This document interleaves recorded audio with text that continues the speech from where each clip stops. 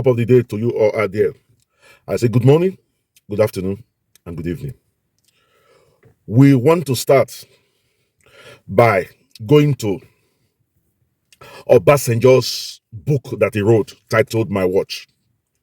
And inside that book, there is a particular way he described Abubakar Atiku, who is the presidential aspirant of PDP. I want you to please listen carefully how Olusegun Obasanjo described Atiku. I'll quote, "What I did not know, which came out glimpsingly later, was his parents' background, which was somewhat shadowing.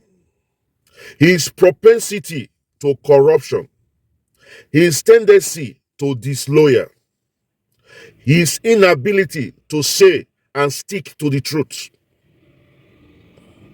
all the time, a propensity for poor judgment, his belief and reliance on malleability, his lack of transparency, his trust for money to buy his way out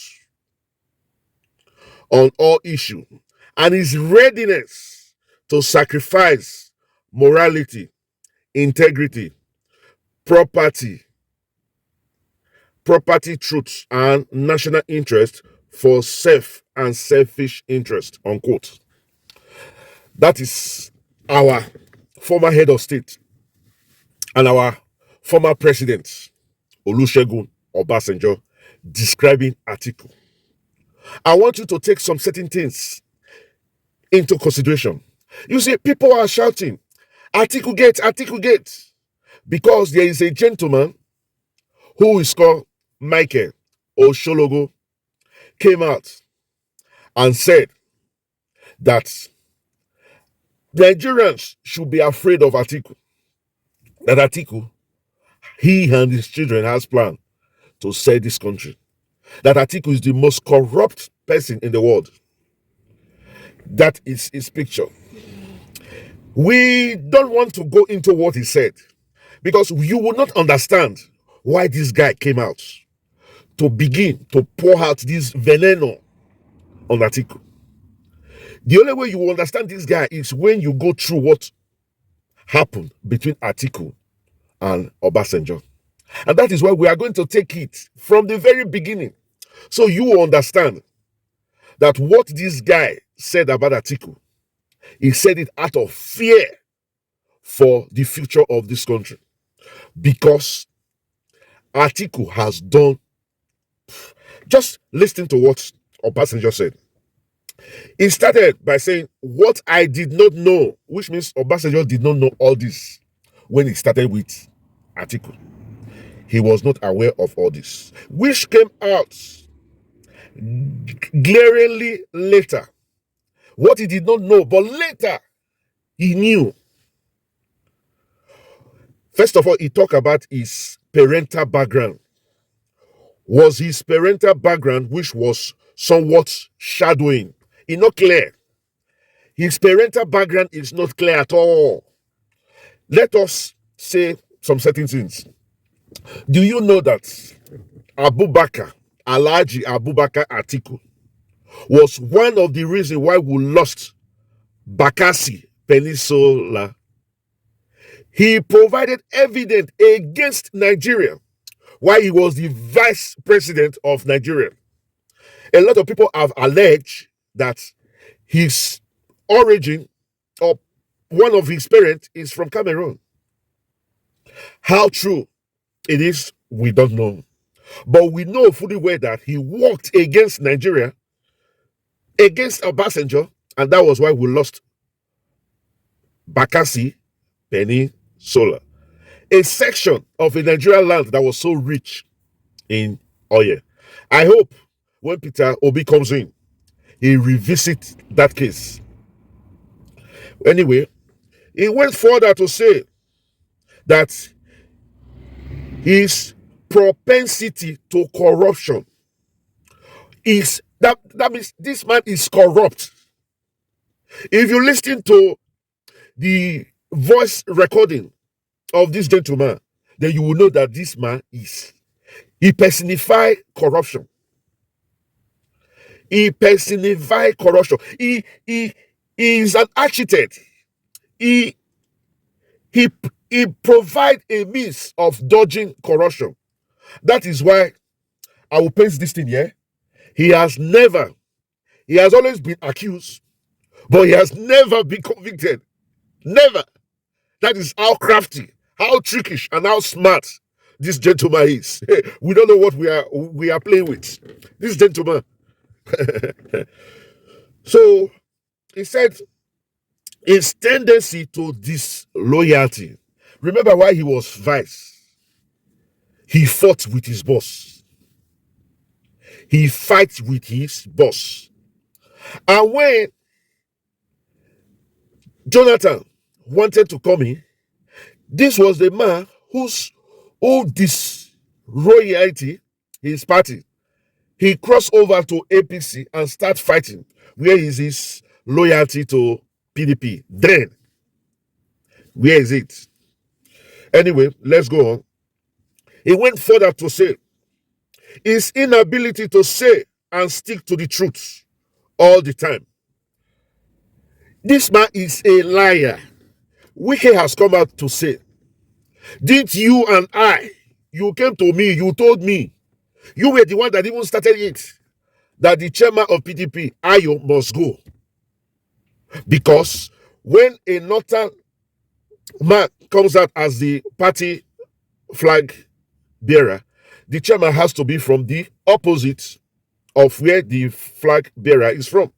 So he is from north, so the chairman of the party have to be south. He was the one that came to Wike and told Wike one thing.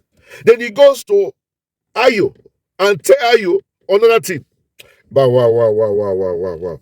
He went further. Obasanjo went further to say, a propensity for poor judgment.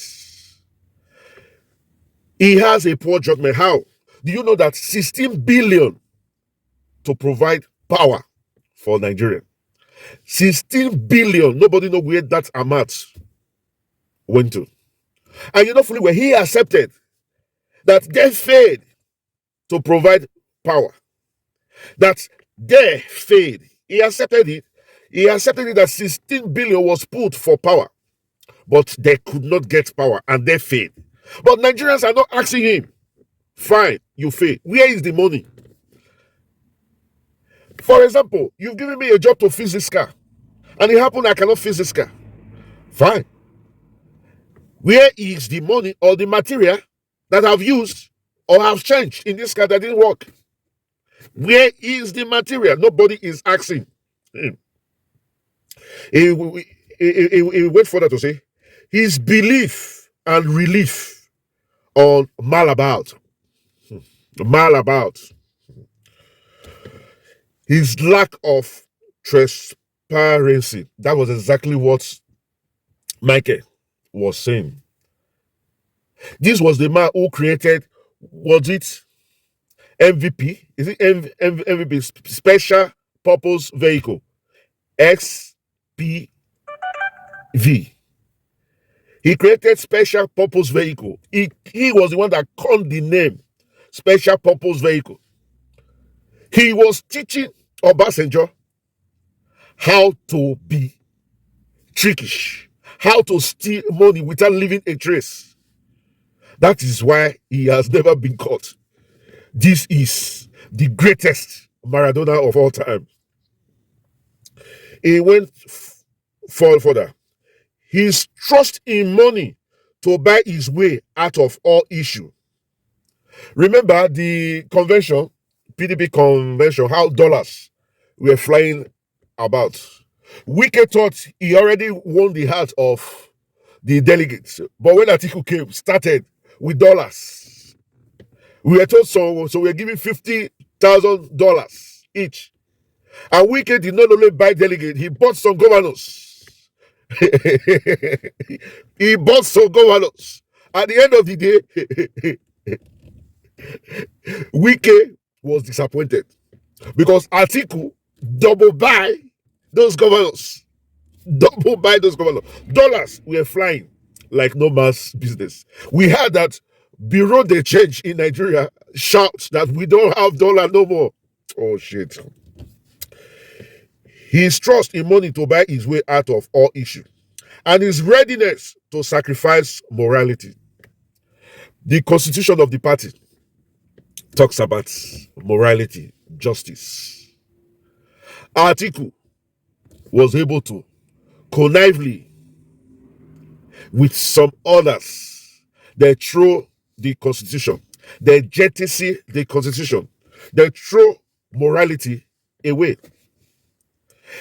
Is it logical that after 8 years of a northern president, a certain president will come in because the constitution talks about uniting inclusiveness to involve everybody?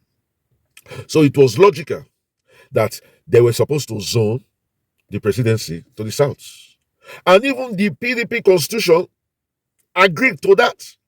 But Atiku was able to throw morality, sacrifice morality, and he came up. His readiness to sacrifice morality, integrity, property, truth, and national interest for self and selfish interests. Remember what we said. If you listen to the voice recording, you will see that this is a man who thinks about himself alone. And that was why Michael is coming out to say, please, don't let Atiku come close to Asu Rock. Because this man, if he comes close to Asu Rock, the havoc he has done, just being the vice alone, we're still suffering from those havoc he has done. Imagine if he becomes the president, where he was able to manipulate Obasanjo. We heard that Obasanjo even have to go on his knee and beg him. Wole Soyinka confirmed this. He has to go on his knee and beg. So this video is a preamble to the Atikugate. The part 1 is out, the part 2 is out, but we want to please watch the ground so that you will begin to see that what Michael was saying was the real truth. Do you know how many companies Atiku sold, privatized? Over 100 companies he privatized. That is why Obasanjo said he has poor judgment. He sold them cheaply away. Now we are suspecting that he sold them cheaply away, but to himself, friends, and family. Wow. I listened to the conversation between some members of PDP, and most of them are as surprised as you and I are surprised. In fact, if Nigeria was a country where justice is upheld, where morality works, INEC should disqualify Atiku. By now, he should be facing the judicial sharing. He should be answering questions in the DSS, EFCC offices. Like I said before, this is just a preamble. We want to water the floor so that you guys know. So anytime you go, you listen to the Atikugate 1, Atikugate 2, then you will begin to know that Michael was telling the truth. The voice is the voice of Atiku. The picture shows that he was very close to Atiku. And from the conversation, Atiku was talking to him like a son. So Atiku cannot deny the voice, cannot deny that he knew this guy. And these companies exist. Marine Float, something like that. They exist. And somebody went to jail. Mischievousness. So why should he walk in the streets of Nigeria as a free man when he's the architect behind those companies that have siphoned money from the federal government? Like what we said, this is just the introduction. Introduction to Atiku's problem. In the next video, we'll analyze the voice recording between Atiku and Michael. Until then, we'll ask you to please stay in touch. Remember, if it's the first time you're coming across this channel, this is Ini TV. We are global and social commentators. And we'll ask you to please subscribe. Subscribe. After you subscribe, just press the notification bell button so that each time we upload video, it comes directly to you. And don't forget, here we are OB-centric. For our returning subscribers, we say thank you, thank you, thank you. Remember, we love you, but God love you most. Until then, we'll say chooks, adios, bye-bye, hasta la vista. We will catch you in Atikugate #1. Bye-bye, cheers, adios.